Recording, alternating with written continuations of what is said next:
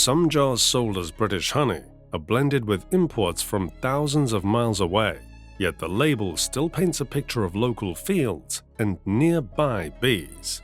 What's inside that golden jar isn't always what you think, and that's exactly why these UK honey brands should be on your radar. One of the biggest shocks comes from a place you would least expect it. Tesco is the supermarket most British families trust without hesitation. When you grab something from Tesco, you assume it has been vetted, checked, and approved to a certain standard.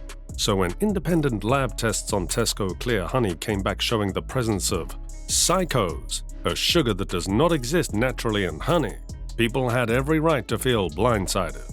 This was not some small-time brand cutting corners. This was Tesco, and the results were damning. Scientists who analyzed the enzyme patterns found indicators pointing toward syrup adulteration.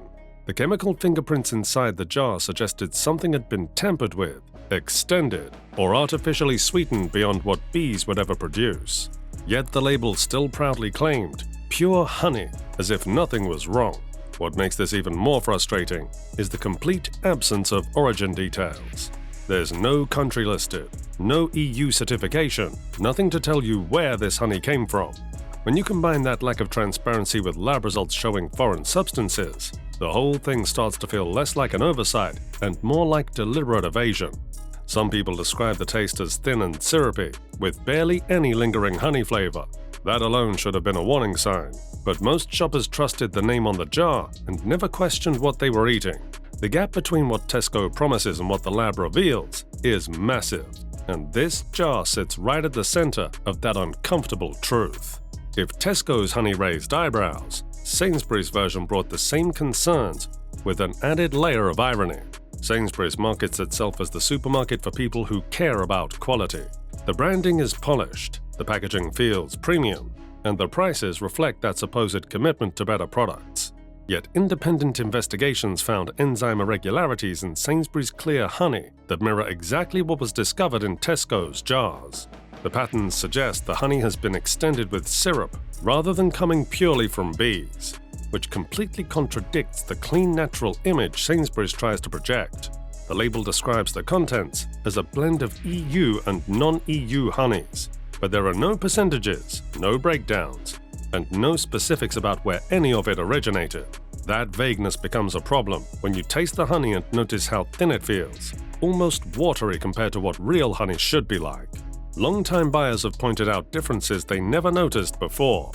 Some jars taste overly sweet with no depth, while others are so runny they barely cling to a spoon. This inconsistency is exactly what you would expect from a product that changes composition depending on whatever bulk supply was cheapest that month. The expensive appearance concealing a poor product is what stings the most in this case. Because Sainsbury's prices are higher than those of low-cost brands, consumers think they are getting a better deal. But when lab results tell a different story and the taste does not match the price, you start to realize that paying extra does not automatically guarantee authenticity. Sainsbury's Clear Honey is a textbook example of marketing illusion covering up a disappointing reality. The elephant in the room when it comes to budget honey cannot be ignored any longer. LD Bramwell's honey sells for 75p per jar, which sounds like an incredible deal until you stop and think about the economics behind it. Genuine honey, even at wholesale rates, rarely drops below £3.50 per kilogram before you factor in packaging, shipping, or retail margins. So when a finished jar lands on a supermarket shelf for less than £1, something must give. The numbers simply do not work unless corners are being cut somewhere along the supply chain. Bramwell's is not pretending to be single-origin honey. The label clearly states it is a blend of EU and non-EU honeys, which gives Aldi flexibility to source from wherever is cheapest at any given time. That might be fine if the quality remained consistent, but reviews suggest otherwise. People describe a thin, overly sugary flavor that lacks any of the complexity you would expect from real honey. There are no floral notes, no depth, just a flat sweetness that feels closer to syrup than anything bees would produce. Some buyers have noticed the texture changing between purchases, which points to formula shifts or sourcing inconsistencies that keep altering what ends up in the jar. One master beekeeper summed it up bluntly when they said, "At that price, it's too good to be true." This is not about making accusations. This is simple math. When a product sells for below the minimum viable price for authentic honey, you have to question what you're actually buying. The lesson here is straightforward. Low cost often hides compromises you cannot see on the label. Aldi Bramwell's honey might look like honey, but the flavor, texture, and price all suggest you are getting something that behaves more like a sweetened blend than the real thing. Holland & Barrett positions itself as the premium destination for health-conscious shoppers. So when you see Manuka honey priced between £20 and £60 per jar, you assume you're paying for something rare and genuinely beneficial. The problem is that the global Manuka market is riddled with fraud on a scale most people cannot even imagine. New Zealand produces roughly 1,700 tons of authentic Manuka honey each year. Yet somehow, the global market sells around 10,000 tons annually. The math does not add up unless a huge portion of what is being sold is either blended, diluted, or completely fake. Independent testing has shown that only about 14% of products marketed as Manuka meet the strict criteria required to be called genuine. That means many jars, including many sold at Holland & Barrett, are not delivering what they promise. Often, the problem is around methylglyoxal, or MGO, the substance that gives Manuka its antibacterial qualities and accounts for its high cost. Synthetic MGO can be added to regular honey to artificially inflate the rating and create the illusion of premium quality. Shoppers end up paying top dollar for a product that does not match the purity or potency they expect. Several reviews have pointed out that variations in the taste and texture of Holland & Barrett Manuka jars, with some tasting more like generic honey than the earthy richness that authentic Manuka should have. Lab analyses have backed up these observations, showing that even trusted retailers are not immune to the pressures of a market where demand far exceeds authentic supply. The wellness halo surrounding Holland & Barrett makes this especially problematic. Consumers believe the brand to provide authentic health items, but the Manuka category shows how quickly that belief may be misguided. High prices and health claims do not guarantee authenticity, and when only 1 in 7 tasted products is truly what it claims to be, caution is not optional. Rouse Blended Honey is one of those brands almost every British household recognizes. The hexagonal jar, the golden amber color, the classic label, all of it feels familiar and trustworthy because it has been around for decades. When the label is examined more closely, a feature that many people overlook is revealed. Blend of non-EU honeys. But familiarity is not the same as openness, just a general remark that suggests a vast global supply chain, rather than anything even vaguely local. Reports suggest Rouse may have stopped sourcing honey from the UK entirely, opting instead for cheaper imports from international markets, including Asia. On its own, this does not automatically mean the honey is bad, but it does shift the narrative. What once felt like a trusted domestic product is now a global commodity, and consistency becomes much harder to guarantee when supply chains stretch. The price difference tells its own story. British wildflower honey typically costs around £2 per 100 grams, while Rouse Blended Honey retails at just 58p per 100 grams. The difference goes beyond just cost. It is built on low-cost, high-volume sourcing and reflects a production paradigm where quality may vary greatly from batch to batch. Here's another uncomfortable fact. Around 77% of UK honey imports come from China, and investigations have raised concerns about quality and fraud in roughly 74% of Chinese honey shipments. This does not mean that all Rouse jars are harmful, but it does explain why devoted customers feel uneasy. What was once a sign of reliability is now part of a complex network where labeling is unclear and standards can change drastically. This tension is reflected in consumer responses. People who grew up believing in the Rouse brand now question whether the honey they put on their toast is what they believe it to be before making a purchase. No amount of traditional branding can reverse the silent erosion of trust that occurs when nostalgia and reality collide. Gale's honey carries the same kind of nostalgic weight as Rouse, maybe even more so for certain generations. For years, it was the jar grandparents kept in the cupboard, the one families reached for without hesitation because it simply felt right. But the modern version of Gale's has drifted from what it used to be. Today, the brand follows a blended origin model, sourcing honey from multiple countries without offering much transparency about which regions contribute to each batch. Where once you might have known exactly where your honey came from, now the supply chain is murky and difficult to trace. What makes this particularly frustrating is the lack of clear information on the label. People who remember Gales for its no-nonsense quality are running into something that doesn't feel the same. Instead of the carefully sourced jars they formerly trusted, the honey now appears to be mass-produced, more like something churned out for the supermarket shelves. And it's not just about the label. Taste and texture tell the story. The honey still pours fine, but a lot of people notice it's thinner now, almost syrupy. The sweetness is loud and flat, missing that deep layered flavor you get from real single-origin honey. Some say it tastes generic, like it could have come from any large-scale production facility rather than a local apiary. The old indicators of quality and confidence in packaging have been superseded by modern branding. The end effect is a product that appears well made, but lacks the sense of connection to the tradition that the name implies. People talk about Gales like it's caught between its past and present. Sure, it's a heritage brand, but that doesn't mean the honey tastes like it used to. Familiar packaging doesn't guarantee what's inside lives up to the old standards. If you're looking for real British honey or hoping for that old-school connection, you'll probably end up let down. The Gales your grandparents loved aren't really the Gales you'll find in stores now.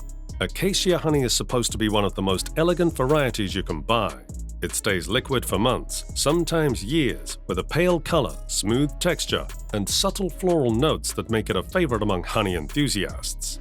So when people open a jar of Little Over Apiary's Acacia honey and find a solid, cloudy, fully crystallized mass, confusion is understandable. Genuine Acacia should not behave this way, and the immediate reaction from long-term buyers is that something has gone very wrong. Taste and aroma only deepen the disappointment. Instead of light floral notes, reviewers consistently report on extremely sugary, almost artificial flavor. Most people say there's no scent at all, which feels odd. Real Acacia honey should have a delicate fragrance. You open the jar and wonder if there's even honey inside, much less genuine Acacia. Then the label makes things messier. At first glance it looks like a local English brand, but if you read the fine print, it's actually a mix of EU and non-EU honeys. One reviewer even noted the absence of an infant warning, which is typically standard for honey products. They speculated that the product might contain so little genuine honey that it was not considered a risk, even though this is just consumer observation rather than a confirmed fact. It underscores the sense of uncertainty surrounding this jar. The bottom line is that Little Over Apiary's Acacia honey behaves in ways that contradict what Acacia honey is supposed to be. Crystallization happens too quickly, flavor and aroma fall short, and the mix of origins makes the product feel inconsistent and unreliable. For anyone seeking the elegance and purity that Acacia promises, this jar delivers frustration instead of satisfaction. At first glance, this jar looks harmless enough. It sits quietly on the shelf beside better-known brands, and the price is often far lower than genuine British honey, which naturally draws attention from budget-conscious shoppers. But the moment many buyers twist the lid and taste it, the reaction changes fast. Across reviews, the same comparisons keep appearing. People say it reminds them of golden syrup, others mention corn syrup, and some go further, describing a sharp, almost chemical aftertaste that lingers longer than it should. Honey normally carries a soft floral smell when you open the jar, yet many buyers say this one has no aroma at all. When something sold as honey does not smell like honey, that detail sticks in your mind and raises immediate suspicion. Texture adds to the confusion. It pours very easily, sometimes so thin that it slides off toast before you can spread it. Clear honey can be runny, but this feels watery rather than smooth. Then, in colder weather, some report it turns into hard sugar-like crystals instead of forming a soft, creamy set. That uneven change makes people question what exactly is inside. Another detail surprises shoppers after purchase. The front of the jar feels British, yet in small print it says the honey is sourced from China and only packed in the UK. For many, that discovery explains the low price, but it also raises doubt about authenticity and quality. When taste, smell, texture, and origin all feel unexpected, one simple question keeps coming up. If this is pure honey, why does it taste nothing like honey? Stamford Street Co. Clear honey might be cheap, but the experience leaves buyers wondering if saving a few pounds is worth the trade-off. Walk into any supermarket and you'll see large Asda Runny honey sitting there with a price that feels almost too easy to ignore. It's one of the cheapest big jars you can buy, which makes it popular with families who go through honey quickly, people who bake often, and shoppers who just want something sweet for toast without spending extra. The jar looks simple, the label looks familiar, and for years, many people picked it up without thinking twice. But over time, regular buyers started noticing small changes that added up to something bigger. The label design shifted, the wording moved around, and the jar looked slightly different from what they remembered. At first, that might not mean much because brands update packaging all the time. Yet some long-term customers say the taste changed along with it. The honey they used to describe as light and pleasant began to feel sharper in sweetness, almost one note, without the gentle floral depth they expected. Texture became another talking point. Some buyers reported that it crystallized faster than before, and not in a smooth, creamy way, but in uneven patches that felt grainy. Others said it seemed thinner when first opened, then turned firm more quickly than usual once stored. Honey naturally crystallizes, but when behavior shifts from jar to jar, people start asking questions. What stands out most is not anger, but doubt. Shoppers who had trusted it for years began wondering whether cost-cutting slowly changed what was inside. When a product becomes cheaper and larger at the same time, people notice if the flavor feels lighter or less rich. Once trust starts to slip, even a single jar of budget honey can feel uncertain. Asda Runny Honey might still sell well, but more and more people are noticing it just isn't the same, and some are walking away. Honey looks sweet and innocent, but clearly you can't trust every jar. Weird blends, strange textures, and random additives are out there. At the end of the day, it really pays to know what you're spreading on your toast. For more honest breakdowns of everyday products and what's really inside them, hit subscribe.